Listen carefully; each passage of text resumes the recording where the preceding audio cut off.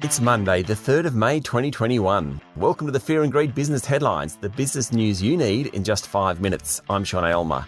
In today's headlines, warnings of inflationary pressures in the US economy spook equity markets. Plus, the federal government prepares to spend $1.7 billion on childcare in next week's budget. The tax office lists the deductions it will keep a close eye on this tax season, and yet another strong weekend in the property market.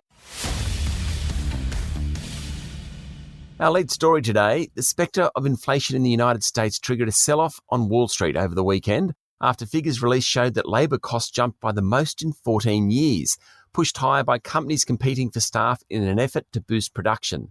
There's been pent-up demand in the US for several months, and its successful vaccination program and President Joe Biden's $1.8 trillion spending package has the world's biggest economy hopping. Adding to inflationary concerns were comments by legendary investor Warren Buffett, who told Berkshire Hathaway shareholders on Saturday that he was surprised by the US's red-hot economy and warned his company was being hit by inflationary pressures. The 90-year-old said Berkshire was seeing very substantial price rises by suppliers, which was then being passed through to consumers who were prepared to pay for it. With the vaccination program rolling out globally, economies are rebounding. That was demonstrated by last week's earnings outcomes in Europe and the US. Consensus expectations for earnings on Wall Street are now twice what they were about 4 weeks ago. Incredible. I know last week's Australian inflation figures were benign. I know central banks around the world say they're not worried. But there's plenty of smoke in the air when it comes to inflation. Tomorrow the Reserve Bank Board meets, and while it won't lift the official interest rate, economists will be closely watching what it says.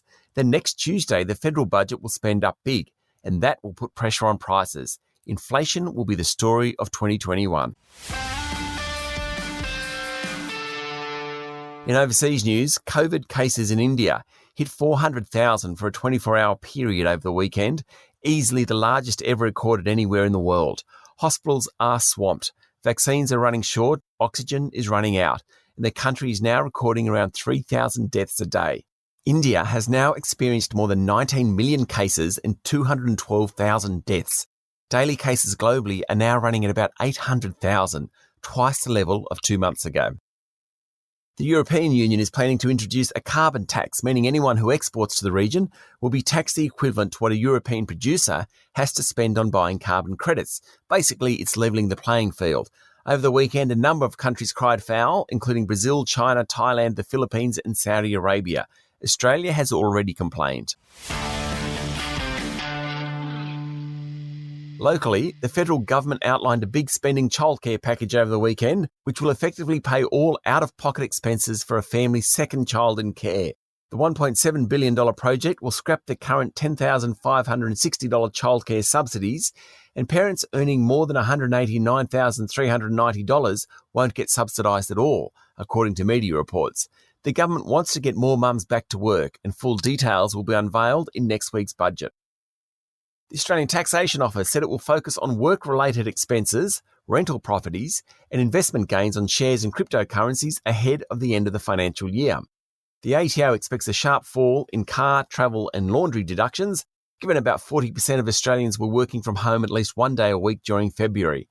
The ATO also warned that products that might be in the tea room, like coffee, tea and Tim Tams, weren't deductible at home.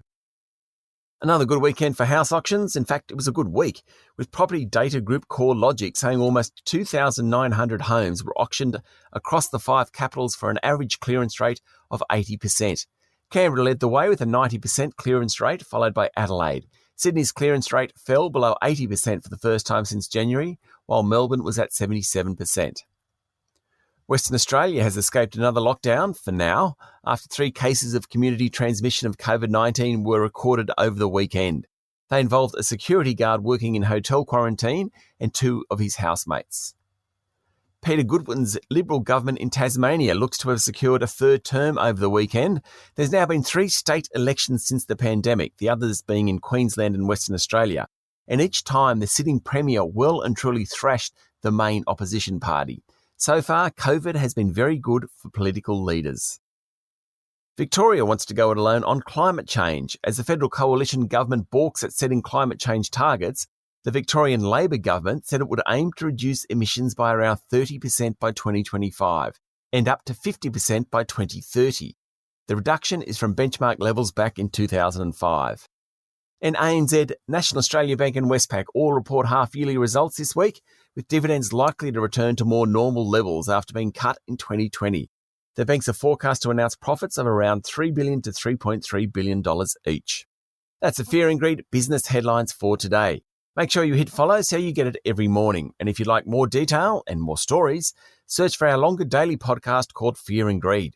We also release a daily interview. Today we're talking to Louise Davidson about the big super funds pushing companies to take climate action. I'll be back later with the afternoon market report. I'm Sean Aylmer. Have a great day.